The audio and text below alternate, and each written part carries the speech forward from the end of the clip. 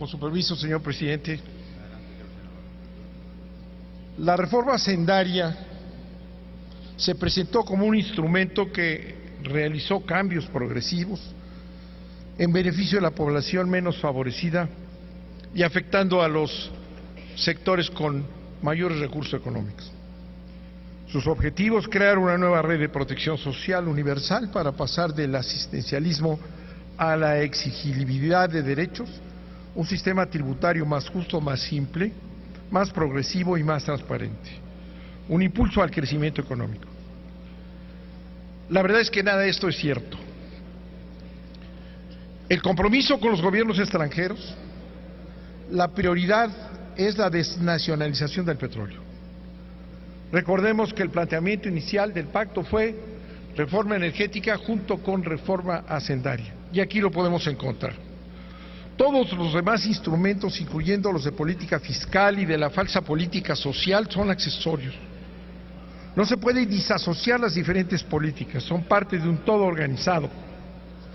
En este contexto, el paquete completo de la reforma persigue legalizar la privatización del petróleo, la focalización, exclusión de los derechos sociales y gravar proporcionalmente más a los trabajadores, a las pequeñas y medianas empresas y a los sectores medios de la población, con énfasis en las personas físicas y cautivas, dejando intactos los privilegios de los grandes contribuyentes.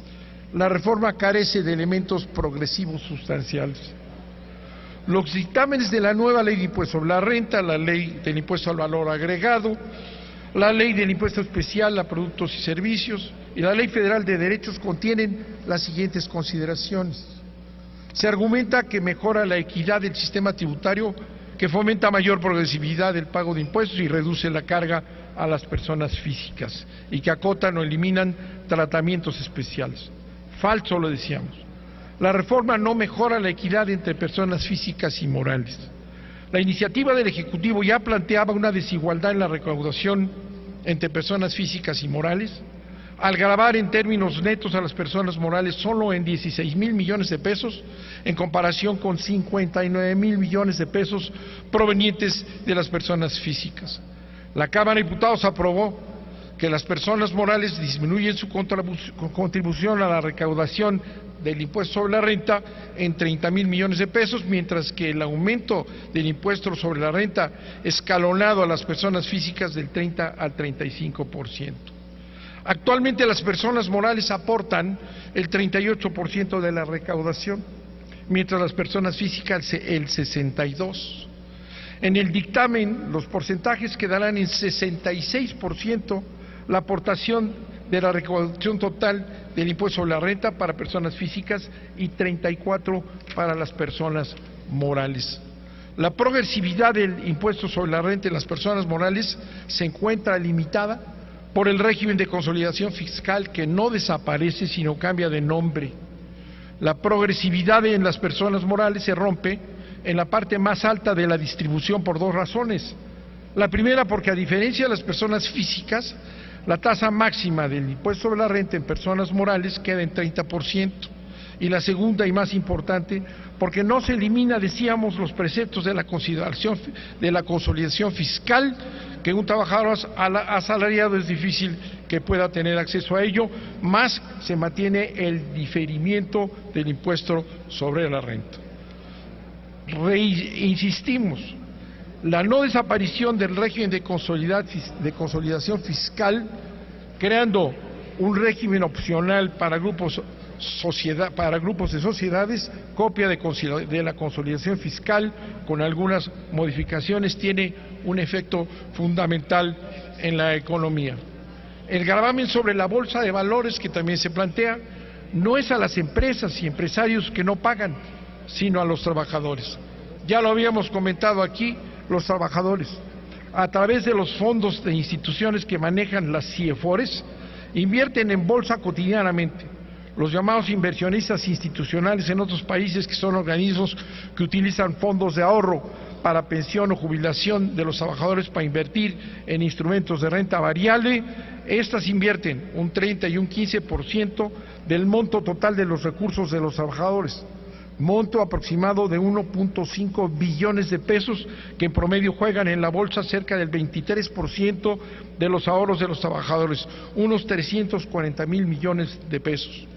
Aquí tenemos un efecto absolutamente, totalmente injusto, porque los fondos estos, las CIAFORES, van a pagar un 10% de lo que son recursos de pensiones de los propios trabajadores, y en cambio las personas morales tienen toda clase de posibilidades para escaparse. Si comparamos lo que ocurre en otros países, que les gusta mucho comentar a Brasil recauda aproximadamente 15,000 millones de dólares. Con una propuesta similar, México podría recaudar, sin afectar a los trabajadores en su ahorro para el retiro, aproximadamente 30,000 millones de dólares. Solamente con la imposición del punto 38 sobre el mercado de divisas, el ingreso aproximado sería de 22,000 millones de dólares, 280,000 millones de pesos.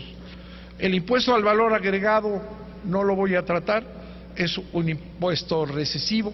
Aquí se ha manejado mucho el efecto sobre las empresas, sobre la maquila, pero no se ha hablado sobre el efecto que va a tener sobre las poblaciones pobres de la frontera mexicana.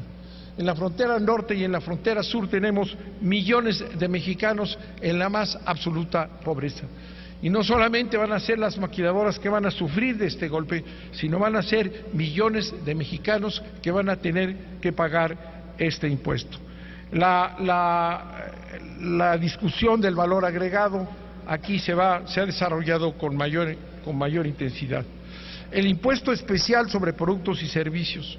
En materia de IEPS, además de la legalización de los gasolinazos como impuesto, se establecen supuestos impuestos ecológicos sobre la enajenación e importación de combustibles fósiles, de acuerdo con su contenido de carbono. Aunque pareciera medida ecológica, la realidad es que la aprobación de este impuesto, de facto, acepta la importación de gasolinas por un ente distinto a Pemex. Los contribuyentes del impuesto serán los fabricantes, productores e importadores por la enajenación o importación que realicen de combustibles fósiles.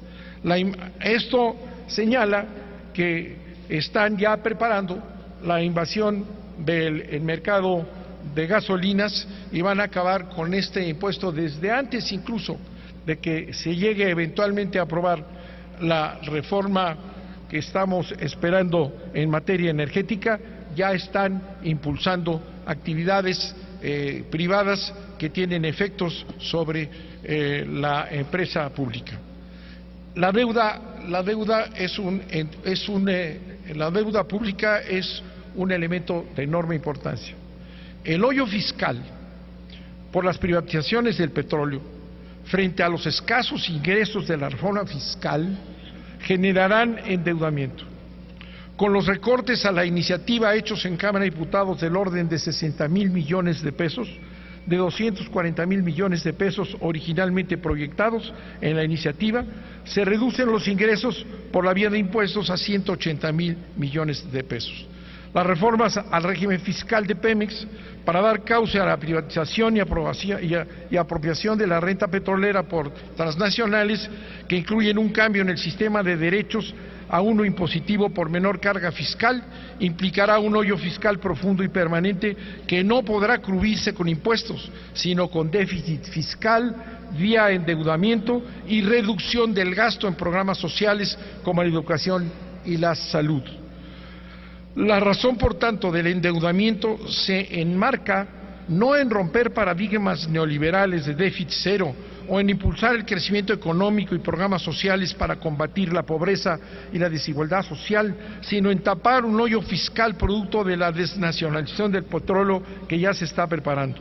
Solo para dar un ejemplo, el endeudamiento interno del gobierno federal aprobado por la Cámara de Diputados fue de 154,000 millones de pesos más que el del año pasado, llegando a la cifra total de deuda interna de casi 611,000 millones de pesos, 3.4 veces más que los ingresos pírricos de la llamada reforma fiscal. La deuda interna para este año más que triplica los ingresos en materia de nuevos impuestos. Pero ello no es todo.